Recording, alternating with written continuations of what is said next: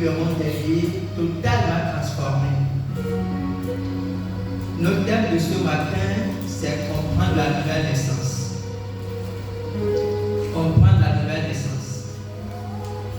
Mais en fait, ce n'est pas le thème que j'avais prévu pour ce matin. J'avais prévu un autre thème. Le thème, ce dont nous allons parler ce matin, c'était sanctification et sainteté. Mais au fur et à mesure que je préparais le message, le Saint-Esprit m'a mené ailleurs, m'a mené dans une autre direction. Et hier, j'ai dû changer le thème du message. Nous avons déjà parlé plusieurs fois de la nouvelle naissance ici, mais apparemment le Saint-Esprit veut qu'on revienne sur certaines choses. Amen. Amen. Je te servirai parce que je t'aime. Tu m'as donné la vie. Je n'étais rien quand tu m'as trouvé. Tu m'as donné la vie. Mon cœur brisé, ma vie cachée. C'est pourquoi je mourrai sur le calvaire ton péché. C'est ce que je désire. Tu m'as donné la vie. Je te servirai parce que je t'aime. Tu m'as donné la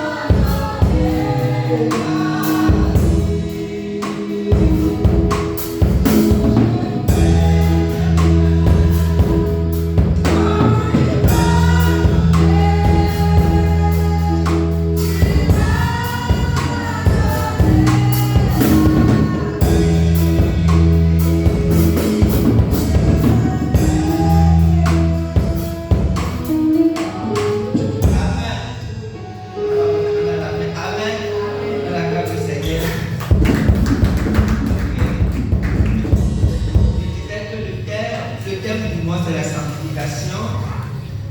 On va revoir ça plus tard. Le thème de ce matin, c'est comprendre la nouvelle naissance. Le verset du jour 2 Corinthiens 5, verset 17. Si quelqu'un est en Christ, il est une nouvelle création. Les choses anciennes sont passées, voici toutes choses sont devenues nouvelles. Amen. Grand 1, les trois ennemis de l'homme. Les trois ennemis de l'homme. L'homme, qu'il soit chrétien ou païen, a trois ennemis qui le combattent dans le monde spirituel. Ces trois ennemis sont le monde, la chair et Satan. Le monde d'abord. Le monde est une puissance de séduction. Le rôle du monde, en fait, c'est de séduire l'homme afin de l'induire, de le pousser dans l'erreur.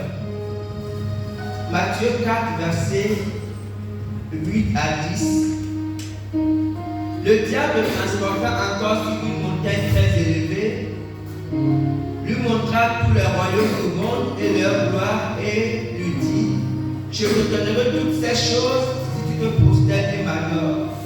Jésus lui dit: retire-toi, Satan, car il est écrit: tu adoreras le Seigneur ton Dieu et tu le serviras lui seul.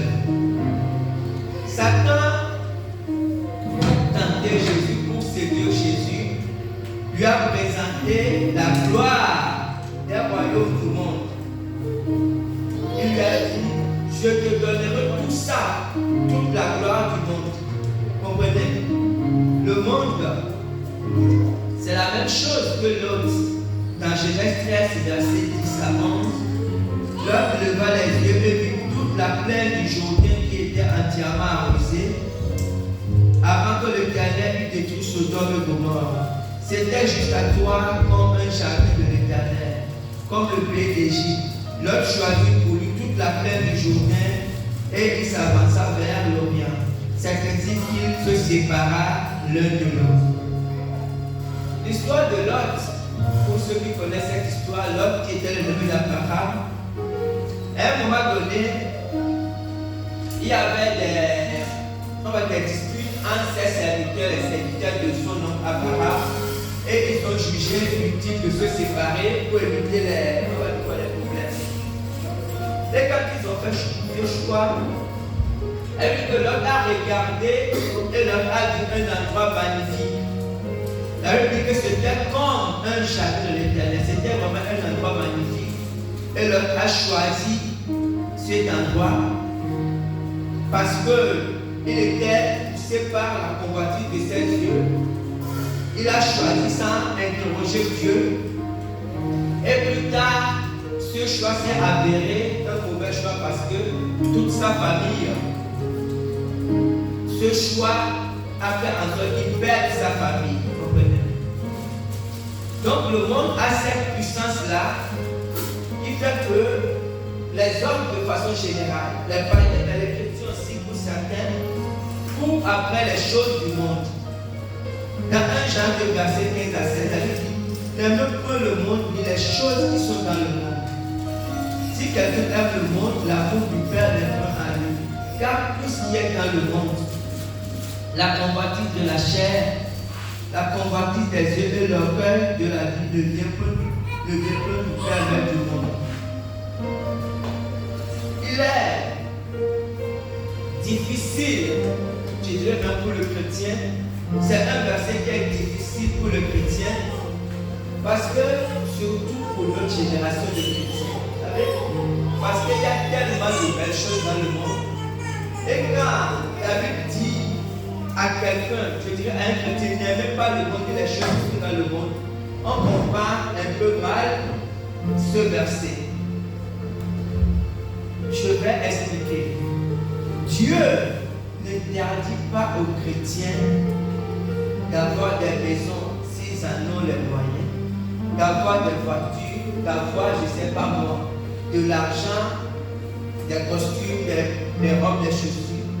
Dieu n'interdit pas aux gens d'avoir ces choses. D'ailleurs, c'est Dieu même qui donne souvent. Dieu il est un Dieu qui bénit. Mais ce que Dieu interdit souvent aux hommes, c'est de s'attacher à ces choses. Comprenez? De s'attacher à ces choses. Parce que ce qui se passe, c'est que la plupart du temps, lorsque les gens ont des choses, ils deviennent esclaves de ces choses.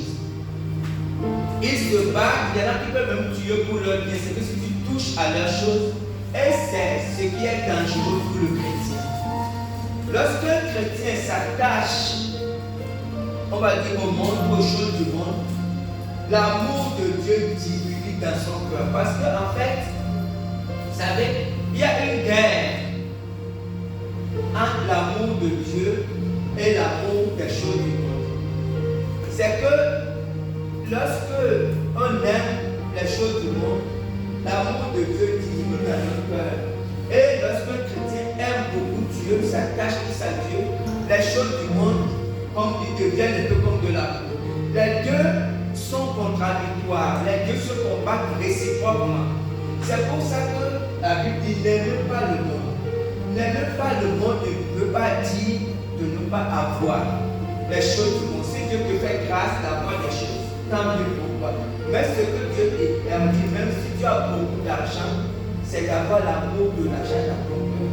En tant que chrétien, ça sera un piège pour ta vie chrétienne. Amen. Amen. La chair, la deuxième chose, le deuxième livre de l'homme. Galates 5, verset 17 à 21. Car la chair a des désirs contraires à ceux de l'esprit, et l'esprit en a des contraires à ceux de la chair. Ils sont opposés entre eux afin que vous ne fassiez pour ce que vous voudrez. Si vous êtes conduits par l'esprit, vous n'êtes pas sous la loi. Or, les œuvres de la chair sont manifestes.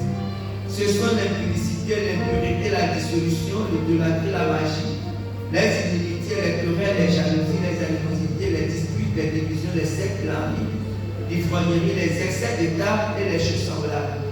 Je vous dis d'avance, comme je l'ai déjà dit, que ceux qui commettent de telles choses n'hériteront point le royaume de Dieu. La chair de l'homme.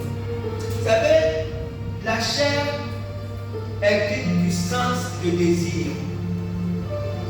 Le verset 17 dit, car la chair a des désirs contraires à ceux de l'esprit, ils sont opposés entre eux afin que vous ne fassiez que ce que vous voudrez. Il y a la chair, mais une guerre contre l'esprit. Dans la vie du chrétien surtout, dans la vie de celui qui n'est pas chrétien, il n'y a pas de problème. On va vous faire tout à l'heure celui qui est chrétien, celui qui n'est pas chrétien. Celui qui n'est pas chrétien, il mène sa vie librement. Mais celui qui est chrétien, la chair fait une guerre à son esprit parce que la chair veut la mener dans ses désirs. Vous comprenez? C'est pour ça que l'apôtre Paul a dit dans 1 Corinthiens 9:7, mais je traite durement mon corps et je le tiens assujetti, de peur d'être moi-même rejeté après avoir prêché aux autres. D'abord, quand il dit traite durement son corps, c'est qu'il a envie d'aller contre la volonté de son corps afin de ne pas être rejeté. Amen. Et le troisième ennemi de l'homme, c'est Satan. Satan, qu'on appelle encore Lucifer ou le diable. En fait, Satan est comme un chef d'orchestre. Satan utilise la chair et le monde pour séduire, pour amener l'homme dans le péché. Pour séduire Jésus, on l'a vu, elle a montré à Jésus la richesse du monde. Pour séduire Ève, Satan lui a montré les fruits. En fait, Satan, il suggère les choses tout simplement sans de suggestion dans le mensonge. Il te présente juste les choses et toi-même tu décides. Donc Satan, il travaille comme ça. C'est pour ça que la Bible dit dans Éphésiens, l'apôtre Paul, Éphésiens 6, verset 16, prenez par-dessus tout cela le bouclier de la foi, avec lequel vous pourrez éteindre tous les traits enflammés du malin. Parce que ce que Satan fait, Satan injecte beaucoup d'idées, beaucoup de pensées dans la tête des gens. Ça veut dire donner un exemple très simple. Imaginez que quelqu'un, nous sommes peut-être ici chrétiens, on imagine peut-être qu'une soeur vient ici, elle est venue la première, et puis une autre personne vient, frère ou soeur, et la deuxième personne qui vient dépasse la première sans lui dire bonjour. Peut-être sans faire attention, vous savez. La première personne qui est arrivée peut s'imaginer beaucoup de choses. Où je dirais le mot, je sais que ça va nous mettre des choses dans la tête. Pourquoi elle n'a pas salué, pourquoi elle n'a pas salué, peut-être quelque chose comme ça. Et on se met à imaginer beaucoup de choses. Parce que ce que Satan fait, l'apôtre Paul dit que les traits enflammés du malin, les traits, c'est des flèches que Satan lance. Comprenez? Satan envoie des flèches, des pensées, toutes sortes de pensées. Mais pour résister à ces pensées, le chrétien doit avoir la foi. Ou des fois tu peux être malade, comme l'a dit le bien-aimé, et puis quand tu es malade, toutes les pensées, les mauvaises pensées viennent, ou tu vas mourir, c'est que les pensées graves viennent. Ça, il faut la foi pour tenir ferme à ces pensées. Donc nous devons savoir qu'il y a ces trois ennemis qui combattent l'homme. D'abord, de façon générale, ils travaillent dans la vie de l'homme. Il y a le monde qui a une puissance, vous comprenez, de séduction, tout ce que l'on voit. Il y a la chair qui a une puissance de désir. Il y a Satan qui opère tout ça pour amener le chrétien dans le péché. Mais le chrétien doit connaître ces choses. Pour celui qui ne connaît pas Dieu, il n'y a pas de problème, mais celui qui connaît, il doit connaître ces choses pour pouvoir sortir des biens de Satan. Grand 2, les deux catégories d'hommes. Les deux catégories d'hommes. Il y a deux catégories d'hommes sur la terre. J'ai beaucoup aimé le témoignage de Maman Ladi.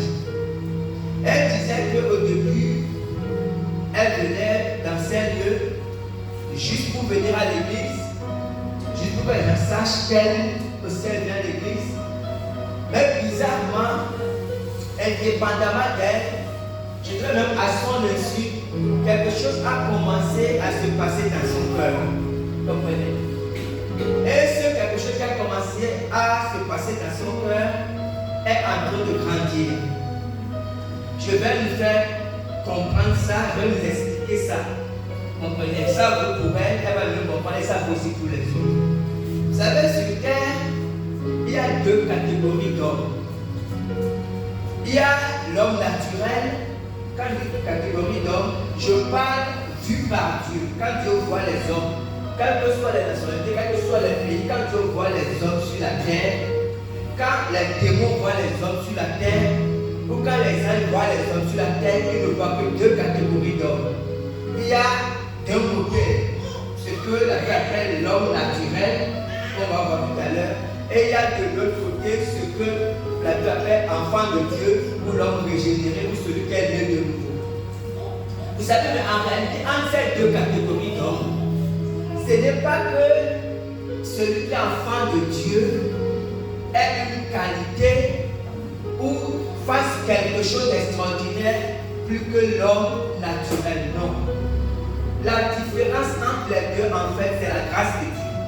Tout simplement. C'est la grâce de Dieu et le fait d'accepter cette grâce. Nous allons comprendre tout à l'heure. Voyons d'abord, première catégorie d'homme, l'homme animal. C'est que la Bible appelle l'homme animal. 1 Corinthiens 2, verset 14. Mais l'homme animal ne reçoit pas les choses de l'Esprit de Dieu, car elles sont une folie pour lui. Et il ne peut les connaître parce que c'est spirituellement qu'on en juge. C'est la Bible qui parle. Et la Bible dit, mais l'homme animal ne reçoit pas les choses de Dieu. On peut trouver quand même un peu dur que la Bible, en parlant d'homme, dise homme animal. Mais quand ici, l'apôtre Paul qui a écrit, elle disait le terme animal, en fait c'est pour représenter l'homme sur le plan spirituel. C'est une vue sur le plan spirituel. Et l'homme animal, ici en réalité, ce n'est que l'homme naturel. Un homme qui ne connaît pas encore Dieu. Je me fais comprendre. Quand je dis un homme qui ne connaît pas encore Dieu, ça c'est vu par Dieu, ce n'est pas vu par nous les hommes. Parce que pour nous les hommes, peut-être celui qui va à l'église, ou celui qui va à la mosquée, ou peut-être celui qui est catholique, ou qui est dans quelle religion, on va se dire que cette personne connaît Dieu. Même vu par Dieu, ce n'est pas du tout ça. Vu par Dieu, par les anges, par les démons, ils connaissent celui qui est l'homme animal et ils connaissent celui qui est l'homme spirituel. En fait, l'homme animal, vous savez, c'est les gens, notre voisin, nos collègues, nos parents, tous ceux qui ne sont pas encore nés de nouveau, en réalité, ils sont hommes animal. Pourquoi la Bible les appelle hommes animal? Parce qu'il y a quelque chose qui ne s'est pas encore passé dans leur vie. Et on va comprendre tout à l'heure ce que c'est. Jacques 4, verset 1 à 4. D'où viennent les luttes et d'où viennent les querelles parmi vous? N'est-ce pas de vos passions qui combattent dans vos membres? Vous combattez et vous ne possédez pas. Vous êtes meurtriers et envieux que vous ne pouvez pas obtenir. Vous avez des querelles et des luttes que vous ne possédez pas parce que vous ne demandez pas. Vous demandez et vous ne recevez pas parce que vous demandez mal dans le but de satisfaire vos passions. Adultère que vous êtes, ne savez pas que l'amour du monde est inimitié contre Dieu. Celui dont il veut être ami du monde sera ennemi de Dieu. Amen. Ici, c'est l'apôtre Jacques qui écrit. Et l'apôtre Jacques définit quelque chose qui est fort dans la vie de l'homme animal, c'est les passions. Vous savez, l'homme animal est poussé par ses passions. En fait, la Bible dit que les passions qui combattent dans vos mains, c'est qu'il a envie de faire des choses et il n'est pas tranquille quand il n'a pas fait ces choses. Il a envie d'aller en boîte de nuit, s'il a envie d'aller en boîte de nuit vendredi soir, depuis lundi, il est déjà chaud. Parce que tout son corps bouillonne. S'il a envie il y a beaucoup de choses, vous comprenez. Ce qui fait que ces passions sont tellement fortes dans la vie de l'homme qu'il ne peut pas les contrôler. Parce que c'est comme ça qu'il fait sa satisfaction. Il faut qu'il fasse ces choses pour se calmer. Et dans Romains 7, verset 14 à 24, je vais lire ça le texte. Nous savons en effet que la loi est spirituelle, mais moi je suis charnel, vendu au péché.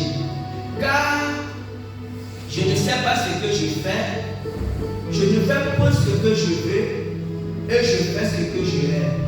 Or, si je fais ce que je ne veux pas, je reconnais par là que la loi est bonne. Et maintenant, ce n'est plus moi qui le fais, mais le péché qui habite en moi. Ce qui est bon, je le sais, n'habite pas en moi. C'est-à-dire dans ma chair. J'ai la volonté, même le pouvoir de faire le bien. Car je ne fais pas le bien que je veux, mais je fais le mal que je ne veux pas. Et si je fais ce que je ne veux pas, ce n'est plus moi qui le fais, c'est le péché qui habite en moi. Je trouve donc en moi cette loi. Quand je veux faire le bien, le mal est attaché à moi. Car je prends plaisir à la loi de Dieu selon l'homme intérieur. Mais je vois dans mes membres une autre loi qui lutte contre la loi de mon entendement et qui me rend captif de la loi du péché qui est dans mes membres. Misérable que je suis, qui me délivrera de ce corps de mort. Amen. Ici, l'apôtre Paul explique quelque chose de très intéressant. Le mécanisme du péché dans la vie d'un homme. Il y a ce qu'on appelle la loi du péché et de la mort. C'est une loi qui agit dans la vie de l'homme. L'homme n'a pas besoin de savoir. Ce n'est pas ce qui est important. Mais la Bible déclare que tout homme qui n'est pas encore régénéré, on va comprendre ce qu'on appelle régénéré, il y a une puissance qui agit dans sa vie. Et cette puissance, on l'appelle la loi du péché et de la mort. Je vous donne un exemple très simple pour comprendre. Prenons l'exemple d'un homme significatif. Prenons l'exemple d'un homme qui est sous l'art. Vous comprenez? Dans tous les pays du monde, tous ceux qui sont sous l'art ne veulent pas être sous l'art. Parce qu'un homme qui aime le vin, ou une femme qui aime le vin, mais ça c'est pas l'exemple de l'homme, parce que ce sont souvent des chefs de famille qui aiment leur famille, qui ont de beaux projets pour leur famille, mais sauf qu'ils sont attachés au vin. Et souvent quand cette personne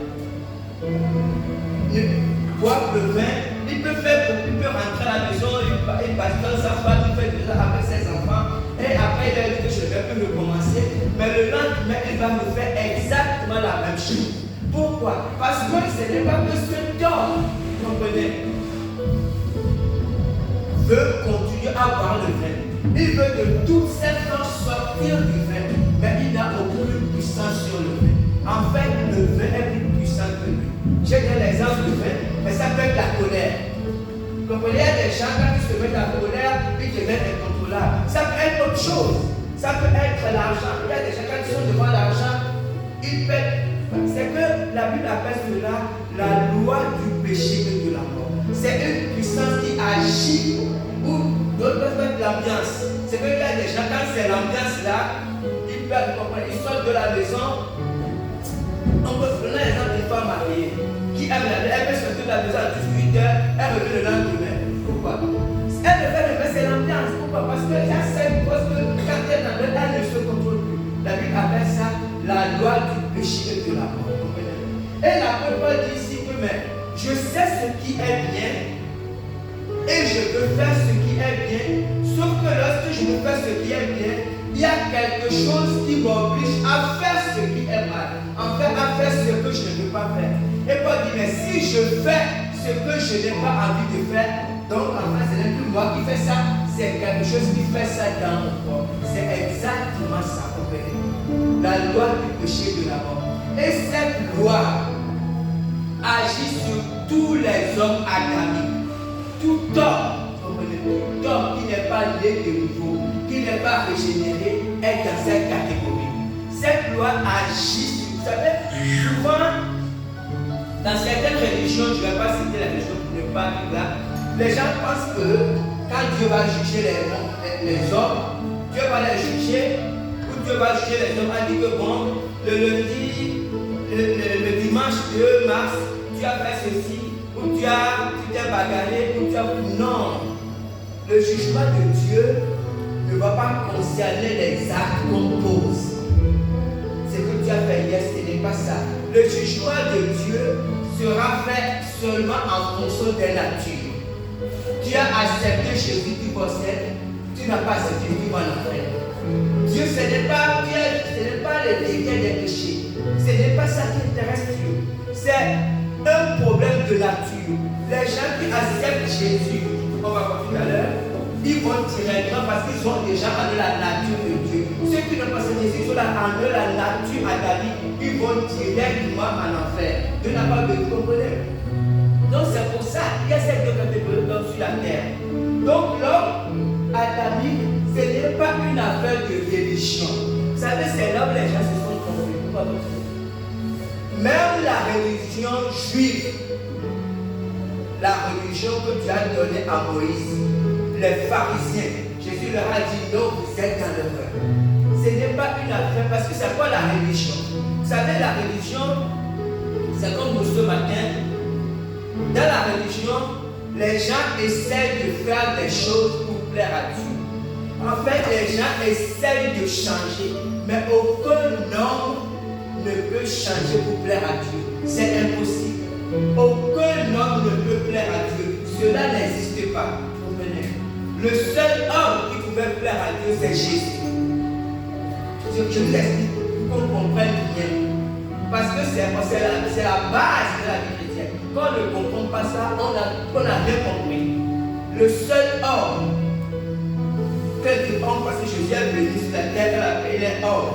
Le seul homme qui pouvait plaire à Dieu, c'est Jésus. Et c'est le seul homme qui a plu à Dieu. Ce qui fait que tous les autres hommes qui plaisent à Dieu, en fait, Dieu les regarde, Dieu les voit au travers de Jésus. Quand Dieu voit un homme, une femme, un chrétien, en fait, Dieu nous voit au travers de Jésus. C'est comme si Jésus était avec un miroir quand Dieu nous voit. C'est comme ça que Dieu nous voit. Parce que si ce n'est pas ça, aucun homme, aucune femme ne peut plaire à Jésus.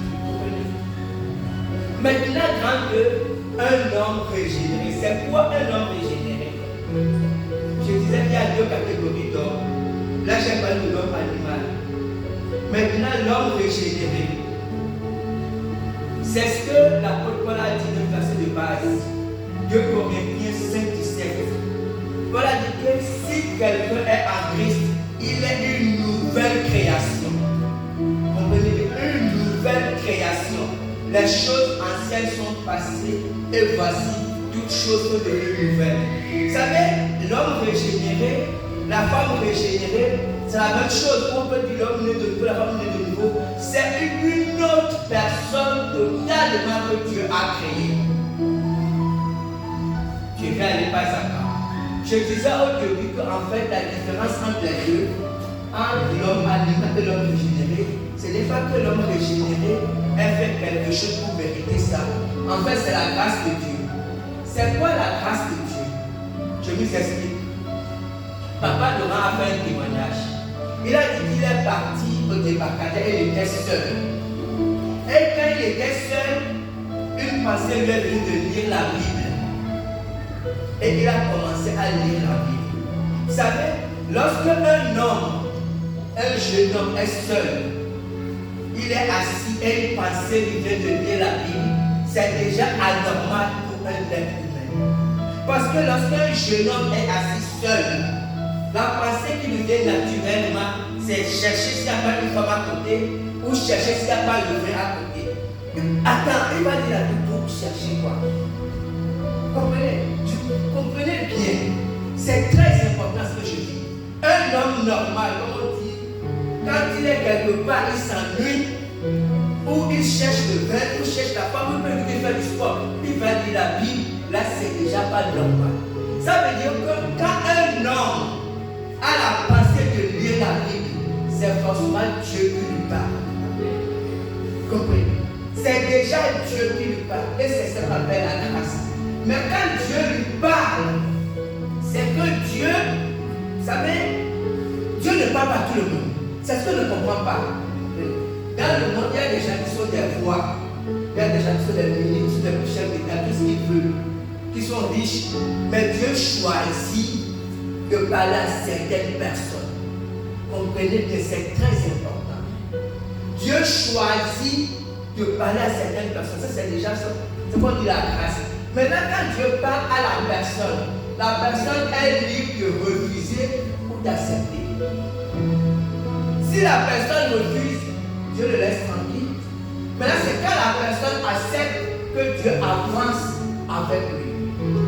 Et il a dit que quand il a lu la Bible, il a lu la Bible, et après, il nous explique ce qui s'est passé après, il a vomi, tout ça. En fait, ça c'est la délivrance. Vous savez, dans la vie d'un homme, dans la vie d'une femme naturelle, que la Bible appelle homme animal, des fois il y a des choses, des esprits méchants qui peuvent se loger dans la vie des gens.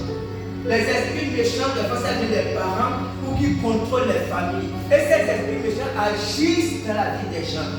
On peut trouver une famille, par exemple, et dans cette famille, les gens n'ont jamais le bac. Ils peuvent tout faire. On peut trouver une famille, et dans cette famille, les femmes ne se marient jamais. C'est les entités sataniques qui contrôlent les familles. Et lorsque Dieu vient dans une famille, Dieu veut libérer. Dieu veut délivrer cette famille, ou Dieu veut délivrer un homme ou une femme.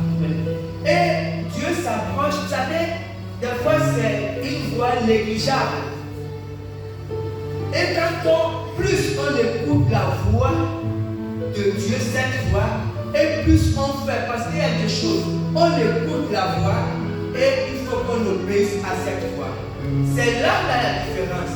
On peut écouter la voix et ne pas prêter attention à cette voix. Là, on passe à côté de la grâce de Dieu. Comprenez? C'est ça la grâce. Et quand on écoute la voix et qu'on accepte, on saisit l'occasion, là on rentre dans la grâce de Dieu. Et qu'est-ce qui se passe en fait? Il y a quelque chose qui se passe. Jésus a dit quelque chose dans Matthieu 23, je vais vous lire ça. Jésus parlait aux pharisiens. Les pharisiens, c'était les religieux, c'était les prêtres du temps de Jésus. Et vous savez, ces pharisiens ne sont pas des pharisiens. Ils ont reçu la loi qui est venue de Moïse. Dieu avait donné une loi à Moïse et ces hommes-là ont continué dans cette religion, le judaïsme. Et Jésus leur a dit quelque chose dans Matthieu 23. Matthieu 23, verset 26. Pharisiens aveugles, nettoie premièrement l'intérieur de la coupe et du plat, afin que l'extérieur aussi devienne net. Jésus a dit quoi? Jésus a dit que pharisiens aveugles. Parce que le rôle de ces personnes, c'était des prêtres. C'est comme les prêtres aujourd'hui d'ailleurs. Le rôle de ces personnes, c'est d'amener des gens à Dieu. C'est de faire en sorte que les gens deviennent les enfants de Dieu. Et les prêtres, dans toutes les religions, il y a les commandements. On dit aux gens, ne faites pas ceci, les 10 commandements, ne faites pas cela. Et tous les jours, les gens essayent de faire les choses. On va dire, prenez un autre exemple simple. On prend un jeune homme entre 17 et 25 ans. On peut aller jusqu'à 30. Où le jeune homme est dans toute sa vigueur, avec son sang qui bouillonne. Et on lui dit de ne pas commettre l'impudicité. Personne ne peut empêcher à un jeune homme de commettre l'impudicité, sauf la force de Dieu dans sa vie. Parce que la puissance, les passions qui sont dans ce qu'on dit jeune homme, c'est avec un tâche homme-femme. Parce que les passions qui combattent dans le corps d'un jeune homme, n'importe comment ne peut pas l'empêcher de commettre l'impudicité. Or, la Bible interdit l'impudicité, vous comprenez? C'est la différence entre un homme animal et un homme spirituel. Et les pharisiens, comme les prêtres d'aujourd'hui, font la même erreur. Ils donnent les commandements, ne faites pas ceci, ne faites pas cela, ne faites pas cela. Jésus leur a dit non, vous vous trompez royalement. Si vous voulez qu'un homme soit net, ce n'est pas de l'extérieur. Ça ne sert à rien de dire aux gens, ne faites pas ceci, ne faites pas cela, ce n'est pas ça. Et Jésus a dit, commencez par nettoyer l'intérieur. Jésus a dit, ça doit venir du cœur. Ça doit venir du cœur pour aller vers l'extérieur. Ce n'est pas de l'extérieur pour aller vers le cœur. Dans les religions, ce qu'on essaie d'indiquer aux gens, c'est que les gens soient changés, soient transformés avec, comme on dit, les incarnations. Ce n'est pas ça la solution. Vous ne pouvez pas empêcher un homme de courir après les femmes. Vous ne pouvez jamais, quelle que soit votre religion. Pourquoi? Parce que c'est les pasteurs qui combattent dans son corps. Si vous voulez qu'il change, Jésus a dit, commencez par changer son cœur. Si vous changez son cœur, alors vous verrez que de lui-même, il ne va plus s'intéresser aux femmes. Tout simplement. Aussi simple que ça. C'est ce que Jésus fait, c'est ce que Dieu fait. Dieu n'interdit pas, Dieu a donné les 10 commandements, comprenez, à Moïse. Mais Jésus a dit des choses plus dures. Pourquoi? Parce que la nouvelle naissance ou la régénération, c'est un travail qui commence dans le cœur. C'est le Saint-Esprit qui transforme le cœur de quelqu'un. L'apôtre Paul a dit, si quelqu'un est en Christ, il est une nouvelle création. Je prends un exemple. Vous savez, c'est des choses qu'il faut vivre.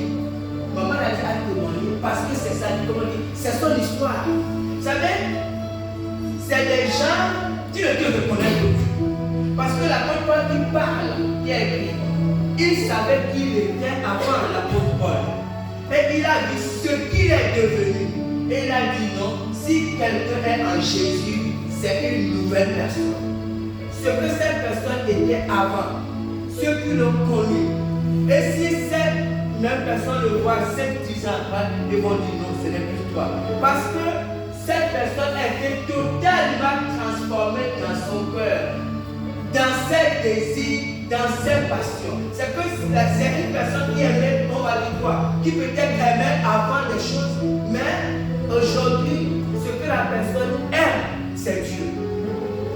Si la personne aimait, si c'est un homme qui courait après les femmes, maintenant sa passion, c'est lire la Bible, c'est chanter des cantiques. Même les femmes qui ont le bon Dieu, toi tu deviens ma boue. Parce que c'est pas la même chose. Voilà la nouvelle naissance. La nouvelle, je vais lire un truc. Ézéchiel, ce que Dieu a dit. Ézéchiel 36, verset 6, je crois. Ézéchiel 36, verset 27. Je vous donnerai un cœur nouveau et je mettrai en vous un esprit nouveau. J'ôterai de votre corps le cœur de pierre et je vous donnerai un cœur de chair. Je mettrai mon esprit en vous et je ferai en sorte que vous suiviez mes ordonnances et que vous observiez et pratiquiez mes lois. Amen. Amen. Voilà ce que Dieu dit. Je vous donnerai un nouveau cœur. Comprenez? C'est pourquoi Dieu dit le cœur, en fait, c'est un nouvel esprit. Mais quand Dieu dit un nouveau cœur, parce que le cœur, c'est le centre des affections, de l'amour, des désirs, des passions. Les choses viennent du cœur. Dieu dit c'est ça en fait. Un homme régénéré, une femme régénérée, c'est quelqu'un à qui Dieu a donné un nouveau cœur. Aussi simple que ça. Et ça, il n'y a que Dieu pour faire ça. C'est pour que je dis que c'est la grâce. Quelqu'un ne peut pas se lever un matin pour dire que je veux que mon cœur change. Ça n'existe pas, c'est impossible. Vous savez, quand on part, des fois, je vais vous expliquer. Quand on parle des fois des prêtres, j'avais entendu parler des prêtres, après on apprend des scandales. On va dire qu'il y a eu telle chose dans tel monastère, il y a eu telle chose. Pourquoi? Parce que c'est des gens, honnêtement, qui veulent servir Dieu. Comprenez, on ne se lève pas matin pour devenir plein et puis tout abandonner. C'est que c'est des gens qui dans leur cœur voulaient servir Dieu. Sauf qu'ils voulaient servir Dieu avec leur propre force, avec leur propre capacité, avec leur propre détermination. Et à un moment donné, ils se rendent compte, comme on l'a dit, qu'ils ont une autre loi dans leur corps qui combat. Ce qui fait qu'ils sont obligés de faire des choses en cachette et avec le temps, les gens vont apprendre des scandales. Comprenez? Des gens dans leur, ils décident d'eux-mêmes. Ils décident d'eux-mêmes. Comprenez? Pour servir Dieu, il faut que Dieu transforme notre cœur. On doit demander à Dieu que nous voulons être régénérés. Nous voulons que lui-même vienne transformer notre cœur. Quand Dieu transforme ton cœur, tu ne vas plus faire l'effort de servir Dieu. Parce que tu vas servir Dieu naturellement. Tu auras de la passion, tu auras de l'amour pour Dieu, pour les choses de Dieu. Amen. Je vais m'arrêter là.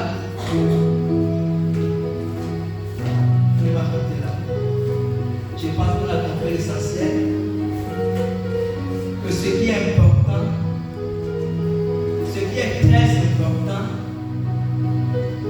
lorsqu'on veut être chrétien, c'est de devenir une nouvelle création. Une nouvelle création, c'est quoi? C'est un homme, c'est une femme à qui Dieu a donné un nouveau cœur. C'est ça que la Bible appelle la nouvelle naissance. Jésus a dit à Nicodème, il te faut naître de nouveau.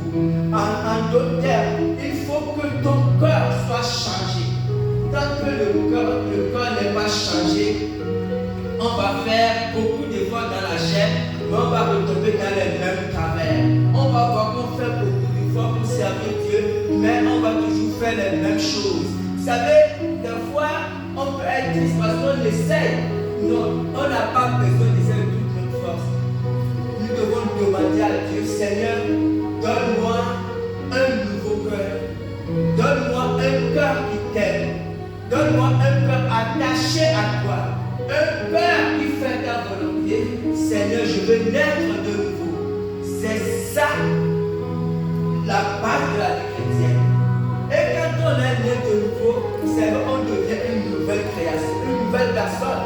Le Saint-Esprit vient habiter dans notre cœur et en ce moment, on devient un enfant de Dieu, un fils de Dieu, une fille de Dieu. Amen.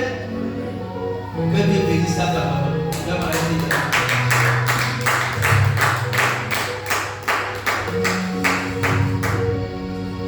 Je vais juste prier pour la parole puisqu'on a aussi la Sainte Seine. Seigneur du ciel et de la terre, s'il y a des gens peut-être qui dans leur vie, ils voient que c'est un peu compliqué. Quand ils disent c'est un peu compliqué, ils essayent de faire la volonté de Dieu, mais c'est compliqué. Ils ont du mal à marcher dans la volonté de Dieu. Ou s'il y a des gens qui pensent qu'ils ne sont pas encore nés de nouveau, s'ils veulent s'avancer, ils s'avancent. Ou s'ils veulent me voir à la fin, s'ils veulent aussi me voir à la fin, ils peuvent me voir, ils peuvent aussi voir maman la vie et maman Lydia. Donc si vous savez vous sentez dans votre vie que c'est compliqué, vous voulez servir Dieu, mais c'est compliqué. Si vous voulez être discret, vous pouvez nous voir à la fin. Vous nous voyez un autre jour. Je vais simplement prier. Seigneur du ciel et de la terre, notre Père, roi des nations précieux Jésus, tu as dit à Nicodème, il te faut naître de nouveau. Si un homme ne naît de nouveau, il ne peut voir le royaume de Dieu. Et ce matin, nous avons parlé de la nouvelle naissance. Nous avons parlé de la régénération. Seigneur du ciel et de la terre, roi des nations, tu as dit tu ne peux venir à moi si le Père qui m'envoie de la dire. J'implore ta grâce au Père pour nous tous qui sommes ici. Je t'assure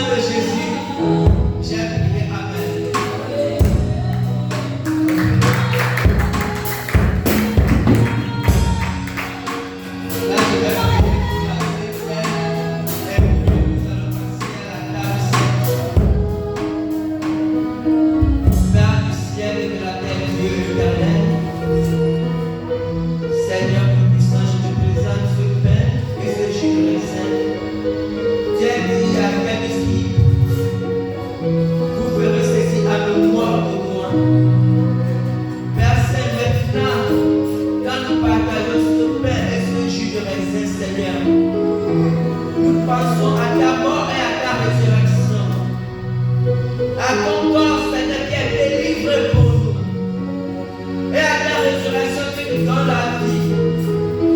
Nous te supplions, Seigneur éternel, viens bénir ce pain, Seigneur, viens bénir cette scène, afin qu'elle apporte la guérison, elle apporte vivacité, Seigneur. Père, que ceux qui sont malades soient guéris, Seigneur, et que tes malédictions soient brisées de la vie des uns des autres.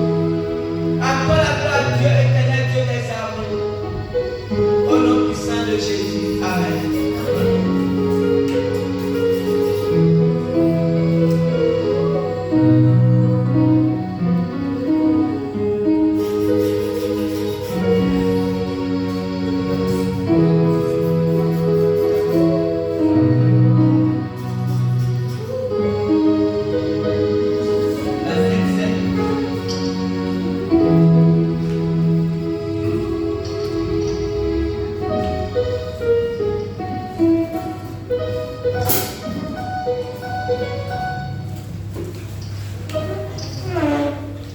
Tu peux naître de nouveau, tu peux tout recommencer.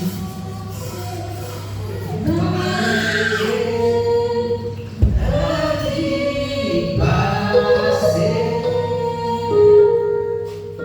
et repartir à zéro, et repartir à zéro avec Jésus.